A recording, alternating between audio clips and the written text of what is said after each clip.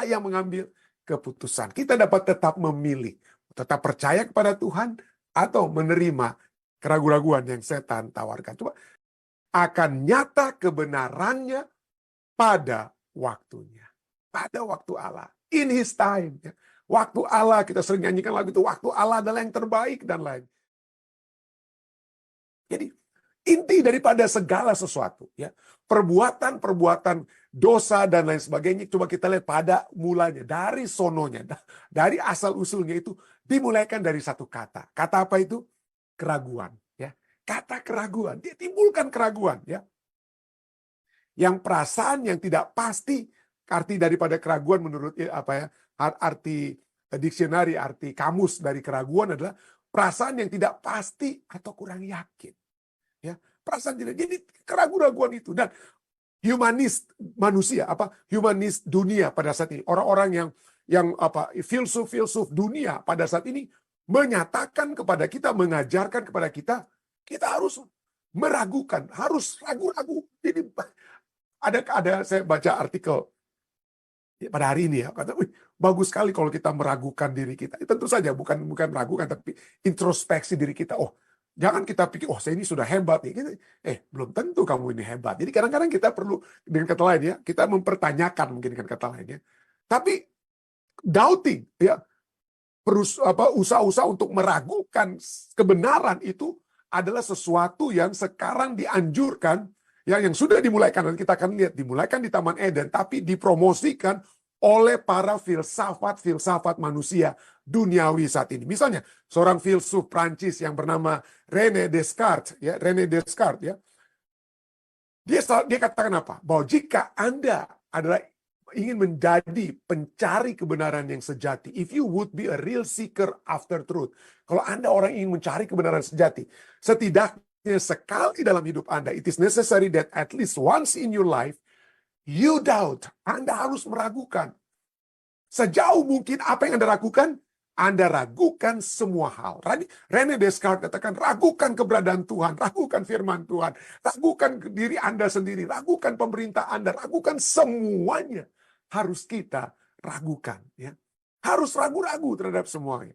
Dan ada satu kutipan yang diatribusikan kepada Siddhartha Gautama atau Buddha, walaupun ada yang katakan bukan begini. Tapi inilah sering kali kalau Anda lihat, ya, tidak ada bukti yang menyatakan ini bukan atau tidak bukan. Tapi poinnya ada yang diatribusikan kepada Siddhartha Gautama yang katakan apa ya? Doubt everything, ragukan segalanya.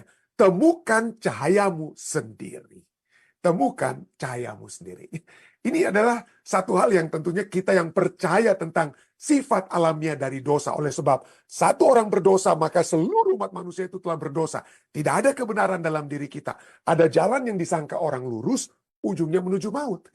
Kita apa yang kita pikirkan, hati kita, firman Tuhan, Yeremia kata, hati kita begitu liciknya. Dengan kata lain, kita tidak bisa menemukan cahaya dari dalam diri kita sendiri. Kebenaran itu bukan berasal dari dalam diri manusia yang sudah jatuh dalam dosa. Itulah sebabnya saya dapat katakan bahwa ajaran-ajaran ini yang diajarkan oleh René Descartes dan juga kutipan ini bukanlah ajaran yang benar. Kenapa?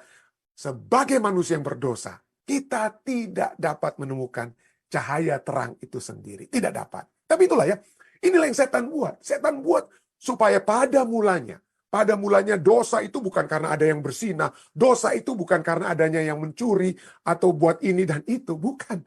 Dosa itu karena adanya di keraguan-raguan. Ya. Adanya keraguan-raguan dari apa yang Allah firmankan. Allah firmankan apa? Allah katakan dalam Kejadian 2 ayat 16-17. Tuhan memberi perintah kepada manusia. Semua pohon dalam taman ini boleh kau makan buahnya dengan bebas. Tetapi pohon pengetahuan tentang yang baik dan jahat itu janganlah kau makan buahnya. Ayat kita tadi kita sudah lihat ya. Kita sudah lihat. Semuanya boleh. Tapi coba lihat apa yang setan putar. Makanya seperti saya katakan di Nado dikatakan setan putar. Ya, karena dia putar-putar ya. Apa yang setan katakan dia putar. Apa yang Allah katakan. Kejadian 3 ayat 1. Adapun ular ialah yang paling cerdik dari segala binatang di darat yang dijadikan oleh Tuhan Allah. Ular itu berkata kepada perempuan itu, tentulah Allah berfirman, semua pohon dalam taman ini, wah masih bagus, sama di situ. Tapi berikutnya Allah katakan boleh, setan katakan apa? Jangan kamu makan buahnya. Bukan, waduh dia bagus sekali. Dia seakan-akan dia bertanya kepada Hawa. Hei, Hawa, kamu kan tahu nih. Ya, bukan begitu ya. Jadi dia memberikan satu cara di mana Hawa bilang, dia bertanya nih kepada saya nih. Kok hebat nih. Ini setan ini dan ular yang paling cerdik. Kok bertanya kepada saya? Wah, saya jadi dialahkan karena saya ditanyakan sesuatu. Padahal itu adalah bentuk setan untuk apa ya? Untuk membuat manusia ini pada mulanya untuk ada keraguan-raguan yang timbul di dalam diri mereka. Lalu kemudian Hawa kata, oh enggak, kami boleh makan semuanya. Yang cuman ini, kami tidak boleh makan. Dan Hawa yang tambahkan, kami tidak boleh jamah. Kami tidak boleh jamah. Padahal Allah cuma katakan, jangan kamu makan. Jamah tidak disebut-sebut di situ. Tapi itulah, karena Hawa sudah dialahkan dijadikan Allah oleh setan. Wah, dia tambah tuh. Tuhan katakan, kami boleh makan semua. Tapi yang ini, kami tidak boleh makan dan tidak boleh jamah. Tapi setan kemudian bilang, kamu tidak akan mati. Sesungguhnya kalau kamu ambil nih, kamu tidak akan mati. Kamu tidak akan mati. Jadi itulah yang selalu setan katakan. Allah katakan A, setan katakan B. Dia tidak kutip secara langsung. Dia apa? Dia putar dari A menjadi B. Itulah selalu usaha setan. Jadi apa yang Allah katakan dalam Matius 3:17, Allah katakan apa? Terdengar pada saat Yesus dibaptiskan, terdengarlah suara dari surga yang berkata, inilah, waduh yakin sekali ya, pasti sekali, inilah anakku yang kukasih, kepadanya lah aku berkenan. Tapi coba lihat apa yang setan buat. Pada saat setan berbicara kepada Yesus, dia putar.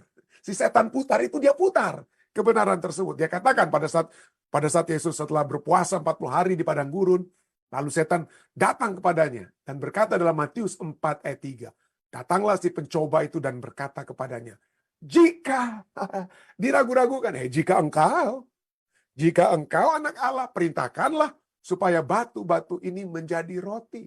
Sudah dipastikan oleh Allah, inilah anakku, dibuat oleh setan, dibuat ada keraguan. Jika engkau, kalau betul kamu itu anak Allah, coba kamu buat ini. Kalau betul, artinya bisa-bisa Yesus bisa berpikir dalam, mungkin manusia bisa pikir, saya betul nggak nih ya, saya ini anak umat Allah atau apa. Jadi itulah keraguan setan ya. Kita sudah menerima kebenaran, kita sudah diselamatkan, tapi betul nggak ya saya ini sudah selamat ini ya. Setan selalu membuat apa? Keraguan-raguan. Misalnya, apakah Yesus anak Allah? Atau adakah saudara dan saya yang sudah diselamatkan ini berada dalam keselamatan? Itu setan selalu pertanyakan, sehingga jaminan keselamatan itu selalu menjadi pertanyaan umat-umat manusia. Bahkan yang percaya Tuhan sekalipun. Dia ragu-ragu, aduh, saya ini betul-betul sudah diselamatkan atau enggak ya? Tapi kita sudah pelajari dari waktu ke waktu bahwa pada saat kita menerima Yesus Kristus dan percaya, maka kita sudah diselamatkan. Kita sudah diselamatkan. Tapi setan selalu bisik dalam telinga kita, sehingga kita meragukan keselamatan Tuhan sudah buat. Itu. Jadi poinnya dia, taktik ampuh setan dalam hidup kita adalah mematahkan kepercayaan kita terhadap firman Tuhan. Setan mengambil apa yang telah Allah nyatakan dan membuat kita meragukannya. Dia putar sedikit kata-katanya. Semua ini boleh, semua jangan, dan lain sebagainya. Setan memberi tanda tanya. Memberi tanya-tanya, jika kamu anak Allah, tanda tanya ya. Jika kamu anak Allah, setan memberi tanda tanya dalam hidup kita. Di tempat mana Allah telah memberi titik. Pada saat Allah sudah memberi titik, disitulah setan apa? Setan memberikan tanda tanya. Setan memberi. Jadi intinya adalah, bahwa kalau kita lihat pada saat dia mengganggu atau mencobai Yesus. Dia bukan mengganggu Yesus dengan mendatangkan wanita telanjang di depan Yesus ya. Mungkin seperti kita pikir wah pencobaan itu pendeta ataupun dosa itu ya pada saat saya mungkin melihat gambar-gambar porno dan lain sebagainya, atau melihat istri Potifar di depan saya dan lain sebagainya, atau melihat uang-uang yang dapat saya korupsi dan lain sebagainya. Bukan ya. Hal yang mendasar, akar daripada segala sesuatu itu, uang yang kita akan ambil, takhta yang kita ambil, wanita ataupun pria yang akan menjadi hubungan gelap kita dan lain sebagainya, itu adalah hasil dari satu keraguan-raguan terhadap kepercayaan yang tadinya kita miliki dengan Tuhan. Coba Anda bayangkan, seringkali yang terjadi pada saat kita berbuat dosa itu, terjadi karena kita mempertanyakan Tuhan. Tuhan ini ada sih enggak sih? Aduh Tuhan, ini nggak ada. Udahlah, saya bebas melakukan apa yang saya mau, apa saja yang saya mau. Itulah hikmat manusia ya. Tuhan itu udah nggak ada. Tuhan itu nggak sayang sama saya. Nah, saya bebas untuk mau buat apa saja. Itulah sebabnya kita buat apa saja yang kita mau untuk berbuat. Walaupun itu sudah bertentangan dengan firman Tuhan. Kenapa? Karena Tuhan yang berfirman itu kita sudah ragukan. Akibatnya, perintah-perintah atau firman-firman Tuhan yang membawa kita seharusnya berada dalam satu jalan dengan Tuhan, kita tidak ikuti lagi, kita tidak percayai lagi. Kenapa? Karena kita sudah tidak percaya kepada Tuhan, pemberi firman. Ya. Jadi itulah sebabnya, ya, itu yang sedang terjadi, bahwa segala sesuatu yang setan lakukan adalah membawa kita untuk berada di luar kepercayaan, tidak lagi percaya kepada Tuhan, kepada firman-Nya. Itulah sebabnya Roma 14 ayat 23 katakan, segala sesuatu yang tidak berdasarkan iman adalah dosa. Setiap dosa yang kita lakukan, apapun dosa itu, name it, sebut satu-satu. Itu semua pada dasarnya karena kita tidak mau percaya, tidak mau memiliki satu hubungan iman dengan Yesus, dengan Allah kita. Nah, poinnya berikutnya, ya. Poinnya yang dapat kita lihat, bahwa walaupun kita itu diserang setan, setan membuat kita meragukan firman Tuhan, meragukan Allah yang berfirman, sehingga kita tidak mau menuruti firman Allah. Ya, walaupun itu setan telah lakukan, tapi pada ujung-ujungnya, seperti pelajaran kita yang harus ambil keputusan, kita yang harus bertanggung jawab. Ya, kita yang harus tanggung jawab. Betul, setan yang berbisik, setan yang buat ini, setan yang mengajak kita meragukan Allah. Tapi kita yang memilih. Kita bisa memilih untuk tetap percaya. Ya, walaupun ada sakit hati yang kita alami seperti Ayub. Tapi kita yang memilih, saudara. Kita yang harus memilih. Yesus memilih untuk apa? Untuk tidak melakukan apa yang diminta oleh setan. Ya, untuk merubah batu menjadi roti. Ya. Jadi manusia harus memutuskan. Dan itu yang terjadi kan. Bukan, setan tidak apa? Setan tidak ambil buah itu lalu kasih masuk paksa ke dalam mulut Hawa. Tidak. Hawa sendiri, perempuan itu, Kejadian 3 ayat 6 katakan, perempuan itu melihat bahwa buah pohon itu baik untuk dimakan dan sedap kelihatannya. Lagi pula pohon itu menarik hati. Menarik hatinya siapa? Bukan hati setan, hatinya. Menarik hati karena memberi pengertian. Lalu ia yang ambil.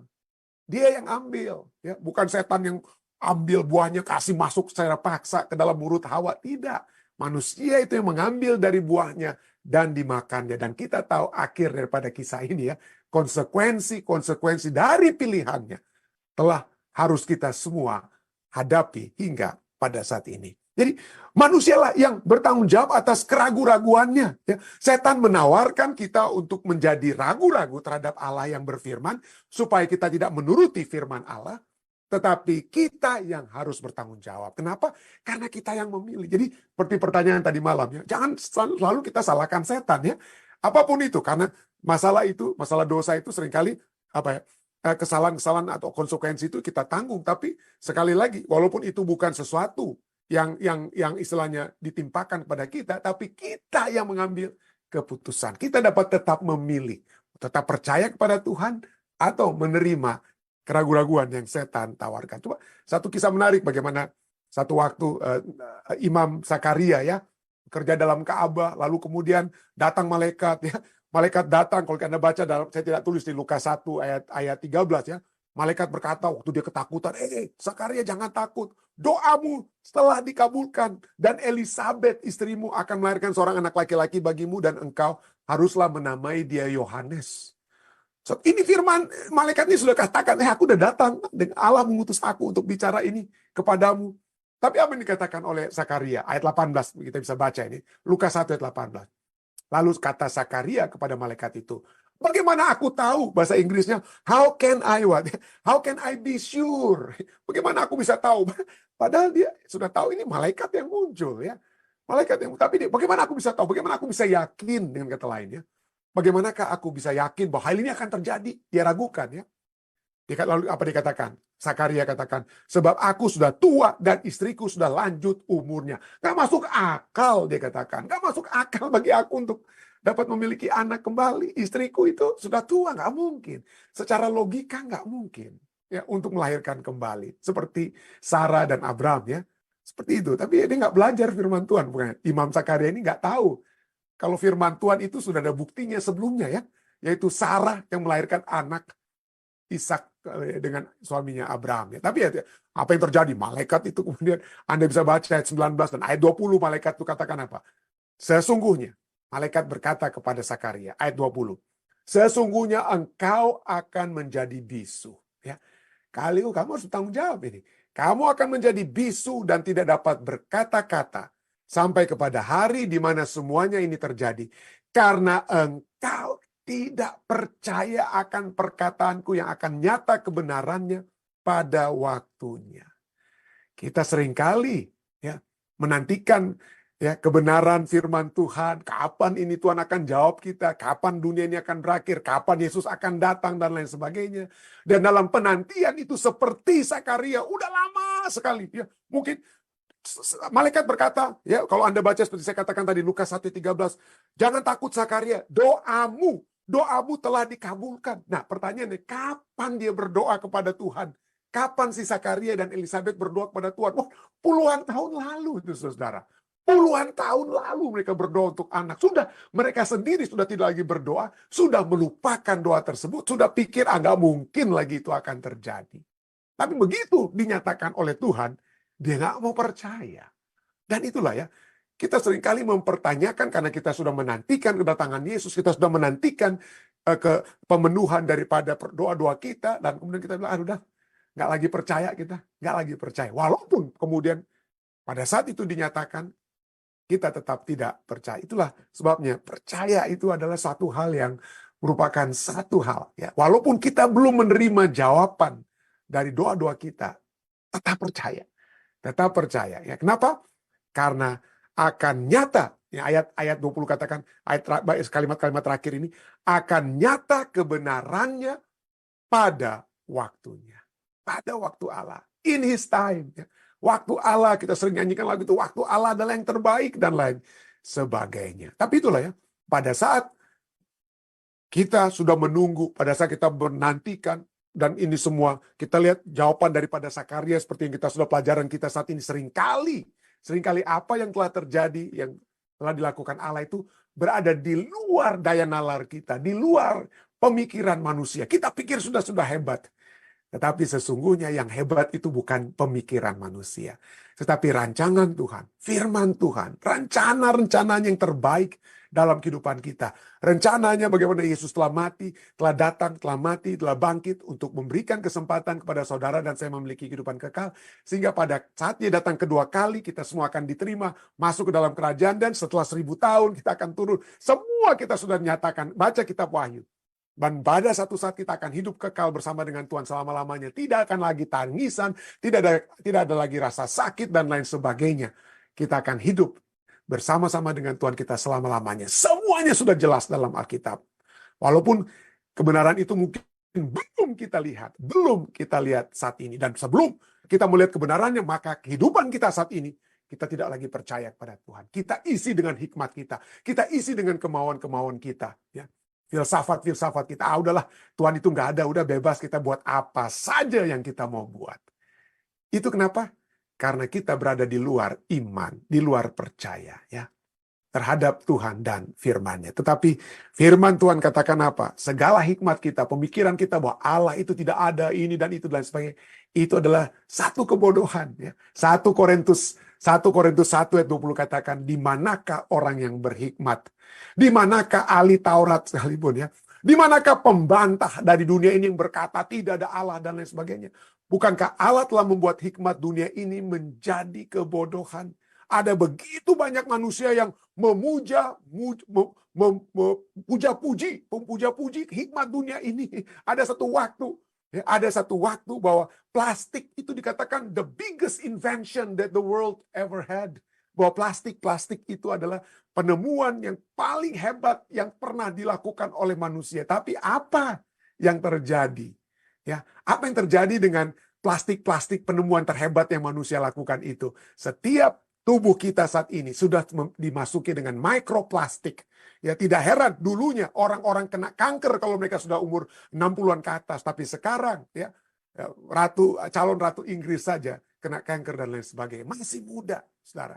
Begitu banyak penemuan-penemuan manusia seperti PFAS, seperti yang dikenal dengan eternal chemical dan lain sebagainya. Yang kita pikir, wah inilah yang paling hebat. Kalau kita masak itu tidak ada lagi apa, tidak bisa lengket bahan-bahan yang kita masak. Tapi chemical-chemical yang membuat pakaian kita tidak kena air hujan, tidak tembus, makanan kita pakai PFAS dan lain sebagainya itu justru merusak kita, merusak tubuh manusia, merusak dunia kita.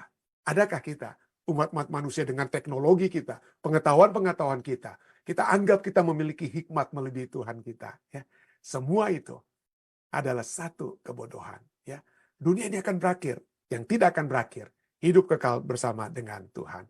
Tapi disinilah ya, kita diminta untuk apa? Terus percaya. Jangan kita gantikan hikmat Tuhan itu dengan hikmat kita sendiri, dengan apa yang kita pikir yang terbaik untuk kita lakukan.